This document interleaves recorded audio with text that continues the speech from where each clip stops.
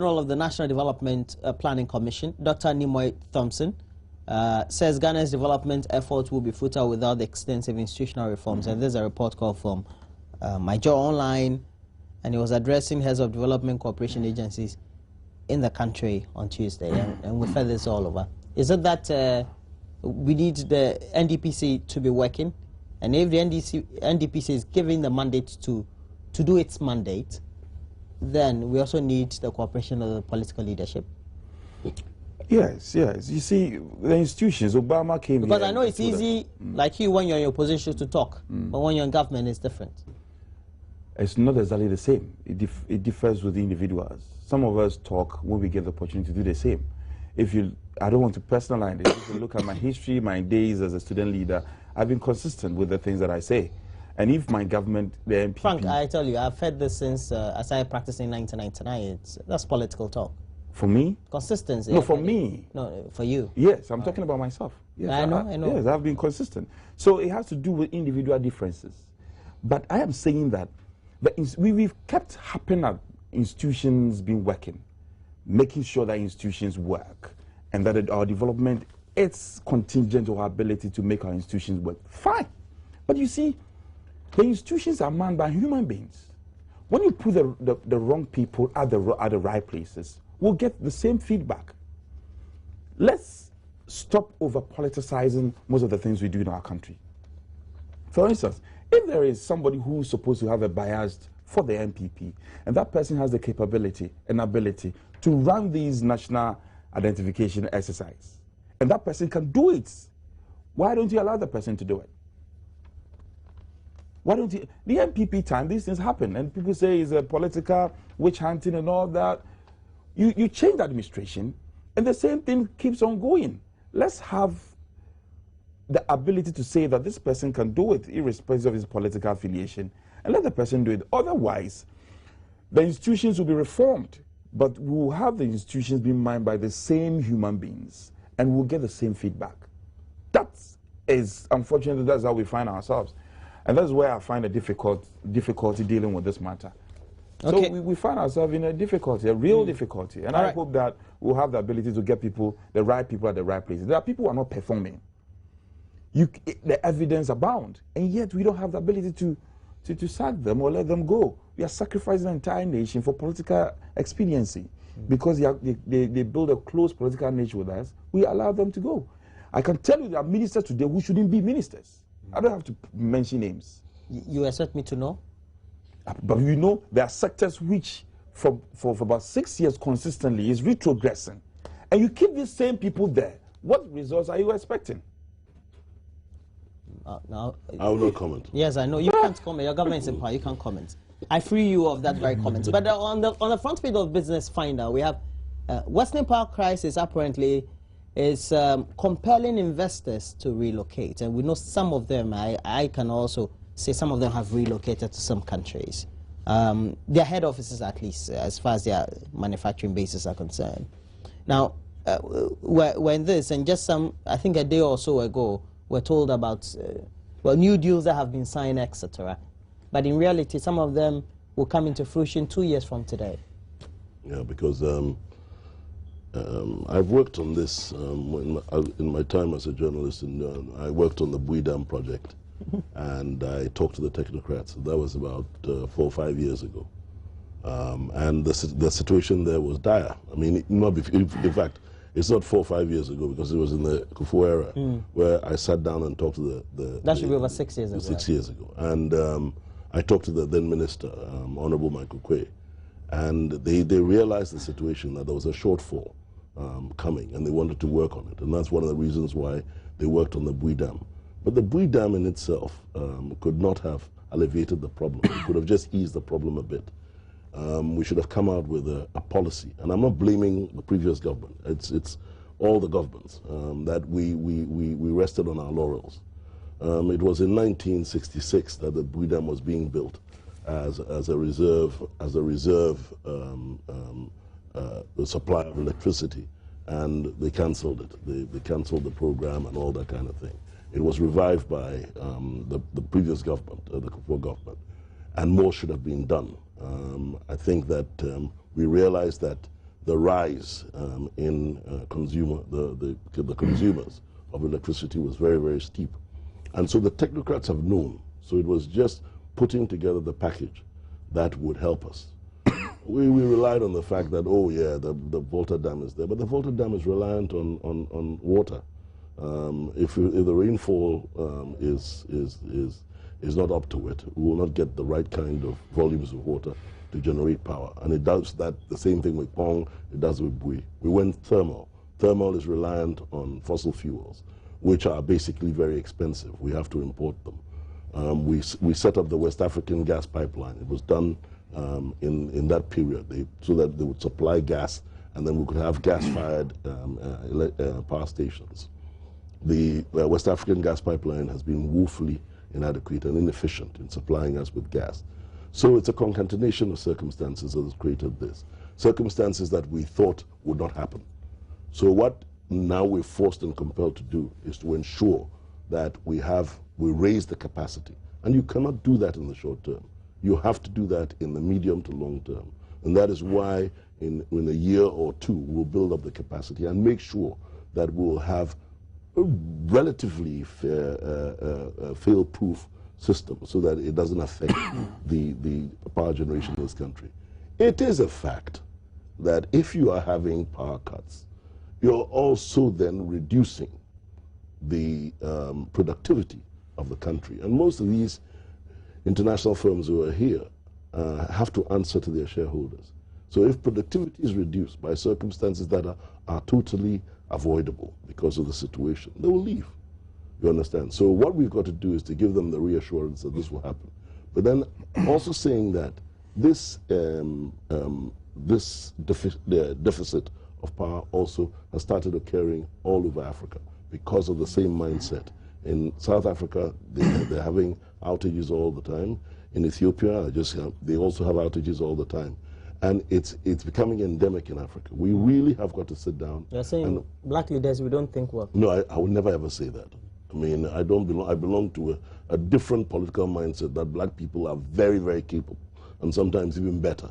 But the thing is that it's the sense of application sometimes, because we are also hampered by a lot of things. But I'm just saying that what we have done, the mindset is that, oh, yeah, we're electricity, it'll come, we'll have water, we'll have this, we'll have that. And when that happens, then we have problems on our hands. So it's a matter of bringing fail-safe, fail-proof mitigating factors to help us with this problem. I remember back in the mid-90s, late 90s, the Rawlings administration began all these ties with some of the ASEAN countries, the Malaysia, etc. Went on a number of business-focused trips, etc., all to bring in investors. Kufuor also did the same thing, the Kufuor administration. The Ghana Gateway to West Africa and all. Mills were having Mahama also doing a lot more of the traveling, trying to woo a lot more people.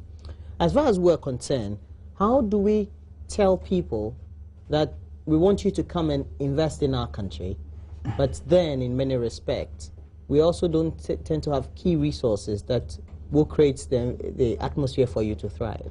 Well, first of all, I don't accept that we don't have the resources. Indeed, we do have the resources. We're not talking about raw materials. Well, the raw materials are resources. We're key infrastructure. You said resources. Yeah, okay. And the resources can be looked at from that perspective. We do have them. We've got water, we've got wind, we've got a lot of sunlight. These are critical resources for power generation. Of course, you can talk about the other resources, but I'm saying that, you see, the present problem we find ourselves is self-inflicted. Let's not shy away from it. And here it is important we don't politicize it. It is also critical that we accept that the present administration inherited governance from a certain people. But then the inheritance that they had, we didn't have this problem. President Kufuor did not hand Dumso to us, okay? And I had key people in this administration who used as one of their critical campaign messages that they were going to ensure that this thing becomes a thing of the past. Well, I can forgive them. Probably then they were in opposition. They could not have appreciated the extent of the problem. But the point I'm making is that you inherited a government or an administration where you were not having dumso. And you said that you were going to improve upon that. I remember Today, vividly because I know it was a point in time in my life. That's a point. Consistently in 2006, 2007, we had Doomso. You It see- was severe. Yeah, I'm saying I that. had a lot of mosquitoes chewing me all the time. Yes, but you inherited. I'm sure other people are experiencing it. You inherited an administration where you were not having this. So I'm saying that now investors, as we are hearing, are packing bag and baggage and leaving this country To in go to groups. neighboring countries. And yet they are going to neighboring countries. And our political leaders go out there again, encouraging them to come and invest. You see, But is we that not are the thing not. to do? No, you can't do that when you're not getting the basics right. Because if you don't have power, Well, efforts are being made. We're told that E&I has just signed. please, you see, that is where I tackle myself sometimes. I can congratulate government. Yes, you've made some effort, but I'm telling you that you have to do. Look, I said the last time I was reading a report from I think one of the committees of energy. We say we've created a ministry of You mean committee on energy. in or- Parliament? Yes, Parliament. We've created a ministry for power. And I'm telling you, as I read the report, we have not even budgeted for that ministry. There was no budget for that ministry. Ministry of Power? Yes, I'm telling you. It's supposed to operate under the Ministry of Energy, or is it They're supposed to separate. separate entities? Yes, they're supposed to operate separate. You're an MP, so you know better. So what is happening now is that you may have signed this deal, which is yet to materialize in 2 years or so. What are we doing in the interim? If governments have come and gone, and a few things have been done, as Fraser's, captured that. But I'm saying that presently, government is not doing anything to save us from the problem. Why do you say that? Efforts have been made consistently. effort For to example, sign a just deal- prior to Christmas, we had power throughout the Yuletide as well. So you think that we should congratulate them for that? No, and say that we're okay? I'm asking. I'm making a point. You see, I'm am only trying to play the devil's advocate. I in am that not respect. impressed by these efforts. I'm not impressed by these efforts. We've got wind, we've got a lot of sunlight. And this government has a benefit of hindsight. That okay? it's happened before, so It's we shouldn't. yes, it's happened before. But that's too immediate. It just use happened 2 years You see- after that. You see, they you came into power. benefited politically from it. You see, I'm speaking very emotional because I have a number of industries in constituency. And as I took a tour of my constituency, it's very sad. People are being asked to go home because erratic power supply. People who are confident they are prepared to come and invest, they cannot come and invest because of this problem. For heaven's sake, government should show us a way. Even in some hospitals as I speak, children are just dying needlessly because of these power outages. And you tell me you have signed a deal which will materialize in 2 years and so we should go to sleep. No. Even as we speak, they've not even given us a schedule. We don't have a schedule. It is just off and on like that. You cannot run a country like that. Frank, where do you live? Where do I live? I live in Insawam, Adredri. Our You don't have a place is schedule West. for Insawam? We don't have. Oh, you do don't do you know? have a schedule where you are? I think that it's been publicized, so I know that We there's don't have a schedule. But I know So- that I know that consistently ECG doesn't go according to the schedule. You see, but I know that there's a schedule. You see, from whichever way you view it, we need to go beyond the politics of it and then probably ask our sector minister, the minister for energy, Mr. Bua. I think that they have to see this problem as a crisis and then deal with it. Let me ask you a as short such. question before I get to him. Do you think that we need to deal with this as a non-political issue and not make political capital out of it, Frank? Well, I have not made politics out of it. All right. That's okay. That's okay, sir. Well, I think that Frank is Veering off? veering off. Where you're talking about the fact that there was no doomso in the previous government. I don't want to politicize this. He didn't at all. say that. He said it was. But they said we didn't inherit. When we inherited the new government. Yes, in of 2009 there was There no was doomso. Yeah, but I mean that's fine. First, there was no doomso. Wait a minute. In 2009, there was no doomso. The circumstances were then different. The West African gas pipeline was working, and all those things were being done. Right now, we've had, as I said, a concatenation of circumstances where we've had a problem with the gas pipeline. We've had a problem with you're doing retrofitting of all these things coming at a certain time and has affected the situation. And we've come out with the truth that look, we have a problem here. The Ministry of Power. You are saying that it's just bad luck. I'm not saying that it's a bad luck. Circumstances happen. I mean, we're dealing with... Circumstances, it means bad luck. No, So we it's not, I don't believe in bad luck. There are circumstances. At a certain time, let's say there are cycles. And for example, if you're going to retrofit and you're retrofitting in 6 years, and you're going to retrofit at a time that the rain doesn't fall, then you have a problem. where an anchor damages the gas pipeline, and for about a year and a half, we didn't get our gas supply, so we had to bring in fuel, which was an additional cost and all that. All those things come in, and it's been explained. But because this government wants to ensure that those kind of things do not happen again, we've put, at least in the medium to long term, this is the reason why this is happening. Meanwhile, we're trying to grapple with the present crisis. We realize it's a crisis. Every Ghanaian realizes it's a crisis. I'm affected by it. I can't buy a generator. I live in Collegon. If I buy a generator, you'll lose your seat. I'm not standing again. That's not the problem. No, your party will lose your seat. It's the credibility. You lose your credibility because then you can't work on their behalf. All right. So you share it. So I also suffer. I also have an office. Most of the time, I'm paying my staff full time, and when the lights are off, they don't do anything. They have to go. So therefore, we realize the import of what is happening. But the thing is, how do you address it? You just sit down and say no. You start doing work and say, look, let's try and put in certain measures that would last so that it doesn't happen again. When these things are in progression, all right, and therefore you're not getting the satisfaction, the immediate satisfaction, naturally you'll complain, all right? I remember when we were building the high street in Dansoman, and it wasn't finished, and rain, and I remember. I interviewed you several times. I was getting hell. I mean, people were right now. Nobody complains because you mean that main road? Yes. Yeah, it's done, so nobody complains. It's neat. I am just saying, at the end of it all, if you put in the right measures and you have faith and confidence in the measures. Uncle Fritz, let me ask you: are you saying that? So Ghanaians will forget by 2016? No, I'm not saying that they'll forget. No, but you said you've made an allusion to Dansoman Road. No, I'm just saying, I'm not saying forget. I'm saying that now they've forgotten, so they think that because they have the infrastructure. They have the infrastructure. So they've forgotten that. There were challenges, but I'm just saying that this is what informs you. You don't want your people to go through these kind of pressures. So you put in measures, and in 2 years, they'll not have that kind of pressure. And then they'll be satisfied, and they'll say, okay, fine. We use that word, suffer to gain. And at the moment, that is what we're doing. It is a very, very sad situation. I don't want us to politicize it at all because we've made some big mistakes in the past. All right, and I'm personally, if he says he's being emotional, I'm also a little bit emotional about it.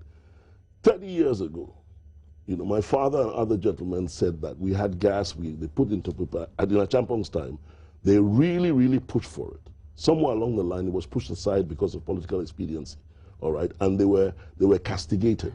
Now they realized that what these guys, these group of engineers and scientists were saying years back would have saved the day. So therefore, we have a responsibility to ourselves that we take the right decisions and we listen to the right kind of inputs that come in. Ghana, that's what we tend to throw away the baby with the bathwater. And that is the problem. And that is what we're facing now. I am saying that right now, what has been instituted, we're now trying to bring in emergency power plants to try and mitigate the situation. We're trying to bring in. We've heard that for 2 months now. It's going to be done because you heard that from 2 months because that's when they started doing it. But I know of people who had come and were saying that, look, you're going to have this kind of problem. And I used to sit with the Minister of Power, and he was concerned.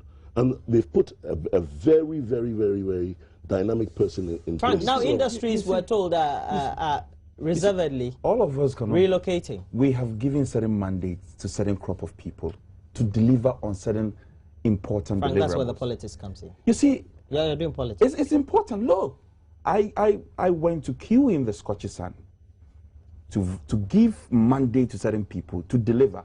How many times have government given us dates when the Doomsor is going to stop, and it has turned out to be a fiasco? Consistently, even the president himself has given us a month and date.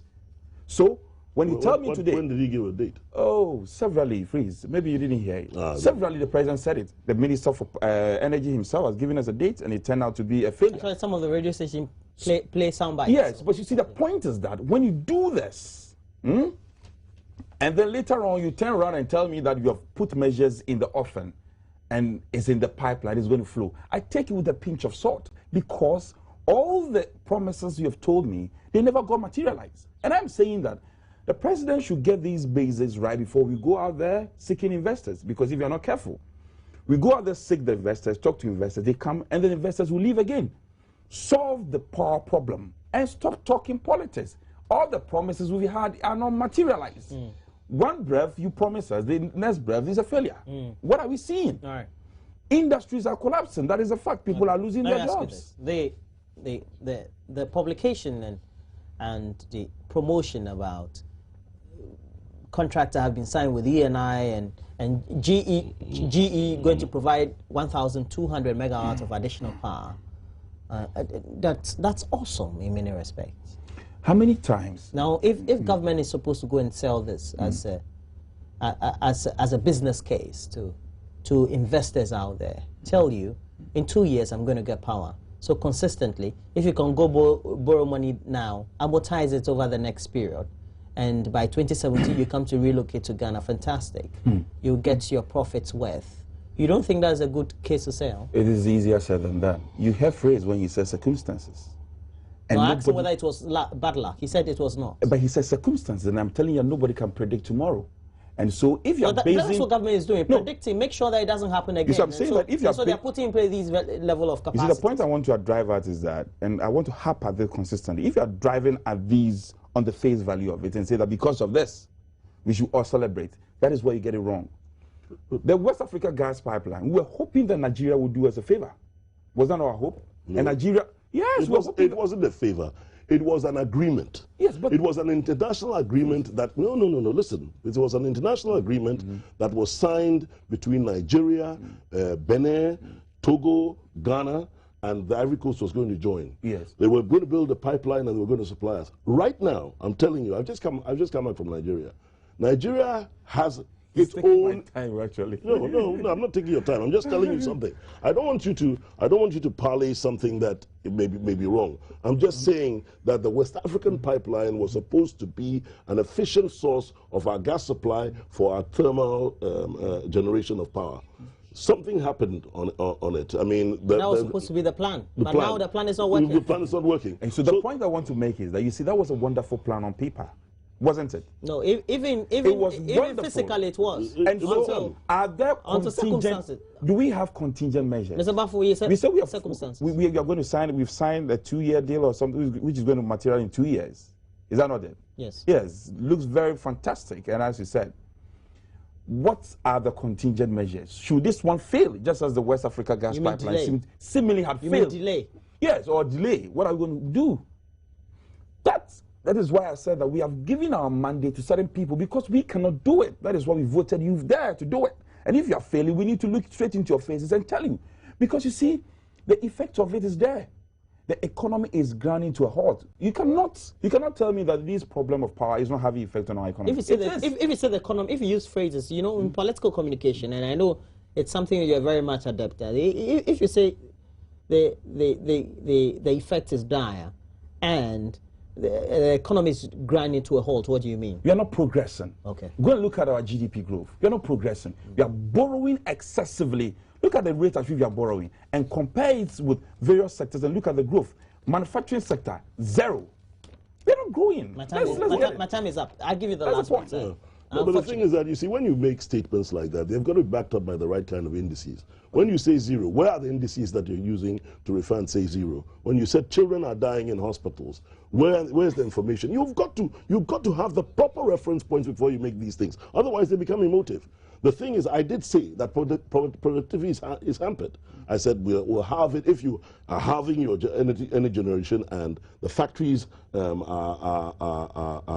not manufacturing. You'll have a problem that you've halved the productivity. It doesn't necessarily mean that the economy is grinding to a halt. There may be an additional aspect because you're bringing in something else. Okay, he says the situation is bad. You said it's not just that bad. No, we're working on it. You're working on it. We're working on it. But it's bad. It is not enough. We're working on it. It's bad. Let them do something I've heard your more. message. I think that's succinct enough. That way, our discussions this morning. We have had in the studio my good friend Frank Anodompre is a member of Parliament for Nsawam Aduejiri. He's also a member of the MPP, and yeah, you chased the strike boss out, right? Out of I did not chase. What did you do? I only exercise my constitutional mandate. All right.